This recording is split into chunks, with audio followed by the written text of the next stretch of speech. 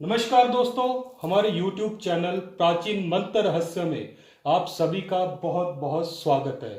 तो दोस्तों, आज पहली बार हम अपने चैनल के ऊपर एक लाइव पूजा लेके आए हैं, जिसमें मैं आपको कुछ चीजें दिखाने वाला हूं कि अपने दुश्मन को जड़ से खत्म कैसे किया जाए।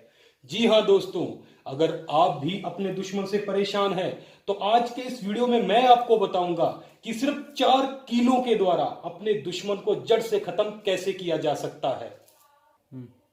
तो दोस्तों, हर एक एक दूसरे से आगे निकलने की होड़ में लगा हुआ है। हर कोई व्यक्ति यही सोचता है, यही चाहता है कि मैं उसको नीचा दिखा के खुद को ऊपर उठाने की कोशिश करूं, उससे आगे निकलने की कोशिश करूं। लेकिन कई बार दोस्तों, दूसरों की खुशी के कारण व्यक्ति के अंदर जलन की भावना पैदा हो जाती है। तो दोस्तों, इसका नतीजा यह निकलता है कि दुश्मनी की आड़ में धीरे धीरे हम अपने दुश्मन को या अपने दोस्त को ही नुकसान पहुंचाने की कोशिश करते हैं और उसको इस हद तक नीचा दिखाने की कोशिश करते हैं कि उसमें कोई भी नहीं कमी छोड़ते। लेकिन दोस्तों, आज जो मैं आपको उपाय बताने जा रहा हूं, इस उपाय के माध्यम से आपकी सभी परेशानियों का समाधान हो जाएगा। आप अपने दुश्मन को जड़ से खत्म भी कर सकते हैं, उसको शांत भी कर सकते हैं और अपने रास्ते से पीछे भी हटा सकते हैं। तो दोस्तों, ध्यान से सुनिएगा। दोस्तों, इस विधि का आपके दुश्मन का जड़ से नाश हो जाएगा और यह विधि एक ऐसी विधि है जिसको जानना पहचानना किसने किया है, कहां से कराया गया है, कुछ भी पता नहीं चलेगा। और दोस्तों, इस विधि को अगर हम लोग अमावस्या की रात से शुरू करें तो हमें इसके परिणाम बहुत बेहतर देखने को मिलते हैं। लेकिन कई बार समय ऐसा होता है कि हम अमावस्या का इंतजार नहीं कर सकते, तो दोस्तों हम किसी भी शनिवार की रात्रि से इस उपाय को कर सकते हैं। तो दोस्तों, रात्रि के करीब 10 बजे आपने दक्षिण दिशा की ओर माता भद्रकाली की, जिस तरीके से आप तस्वीर हमारे यहां पे देख पा रहे हैं, उसी तरीके की आपने एक भद्रकाली की तस्वीर लेनी है और उसे एक चौकी के ऊपर स्थापित करना है। तो दोस्तों, जब आपकी तस्वीर चौकी के ऊपर स्थापित हो जाए तो उसके आगे आपने इस प्रकार का चौमुख या दीवा जलाना होगा। ध्यान से देखिएगा दोस्तों और ध्यान से सुनिएगा। इस पूजा के दौरान आपसे कोई भी गलती नहीं होनी चाहिए। तो दोस्तों, उसके बाद आपने 4 कीले लेनी है।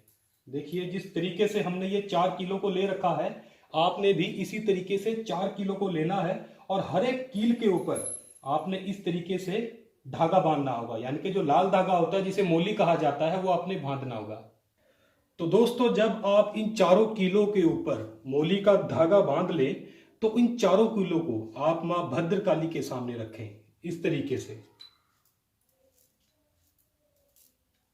और इन 4 किलो को भद्रकाली के आगे रखने के बाद आपने अपनी मनोकामना के लिए, अपने दुश्मन के सर्वनाश के लिए मां भद्रकाली के आगे प्रार्थना करनी है और उनसे यह निवेदन करना है कि जो भी आप कार्य करने जा रहे हैं इसमें वह सफलता दे और आपका साथ दे।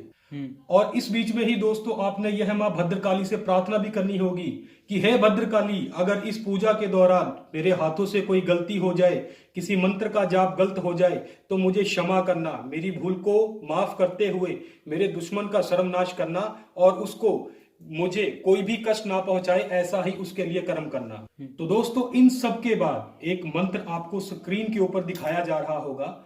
उस मंत्र का जाप करते हुए आपने स्वाहा बोलते हुए इस तरीके से, ये देखिए, ये हमारे पास आहुतियां देने के लिए, इसे कमलगट्ठा कहा जाता है, बड़ी आसानी से आपको हर एक स्थान के ऊपर मिल जाएगा। उस मंत्र के बाद, जाप के बाद आपने इस कमलगट्ठे की आहुति इस दीपक के अंदर देनी है। जो चौमुखिया दीपक आपने जलाया होगा, इसके अंदर इसको फेंकते जाना है। दोस्तों, अगर आपको यह कमलगट्ठा नहीं मिल पाता है तो आप इसके स्थान के ऊपर काली सरसों का इस्तेमाल भी कर सकते हैं। वैसे दोस्तों, आपने ज्यादातर सुना ही होगा कि जो मुठ करनी होती है, जो किसी शत्रु को सर्वनाश करने में, उसके घर में कलेश डालने के लिए जिनका इस्तेमाल किया जाता है, वह भी इन सब चीजों के लिए बहुत ही लाभदायक होती है। अगर आपको कमलगट्ठा नहीं मिल पाता है तो आप काली सरसों का भी इस्तेमाल कर सकते हैं। तो दोस्तों, जब तक आपकी 108 आहुतियां इस दीपक के द्वारा पूरी ना हो, तब तक आपने इस स्थान से उठना नहीं है, क्योंकि जब तक मंत्र जाप पूरे नहीं होंगे तब तक स्थान को छोड़ना अशुभ माना गया है। तो यह गलती बिल्कुल भी मत कीजिएगा।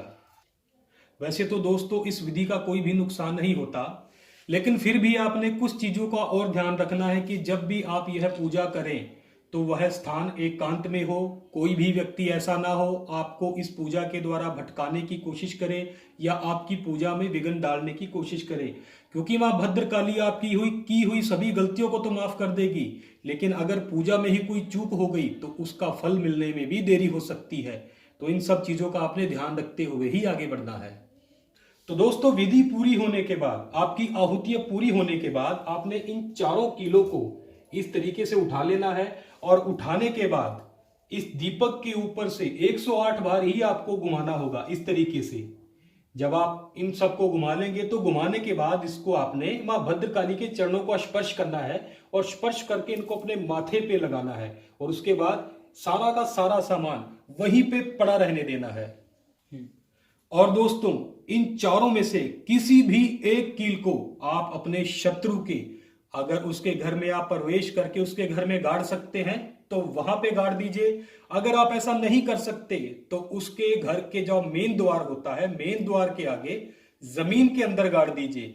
जब भी आपका शत्रु इस कील के ऊपर से निकलेगा तुरंत ही वह बीमार पड़ना शुरू हो जाएगा और दिन प दिन उसकी सेहत जीरो होती जाएगी और वह अपने जितनी भी बीमारियां होती हैं, जितना भी कष्ट होता है, जैसे कि बहुत सी बीमारियां होती हैं दोस्तों, मैं आपको इस वीडियो के माध्यम से नहीं बचा सकता, तो उन सभी के माध्यम से आपका शत्रु बीमार होता जाएगा और खुद की ही परेशानियों में उलझ जाएगा और आपको कभी भी परेशान नहीं कर पाएगा।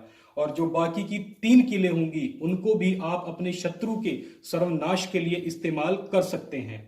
दोस्तों इस पूजा का कीलों के अलावा जितना भी बचा हुआ सामान होगा, जैसे आप देख रहे हैं, इस सभी सामान को आपने जल प्रवाहित करना होगा।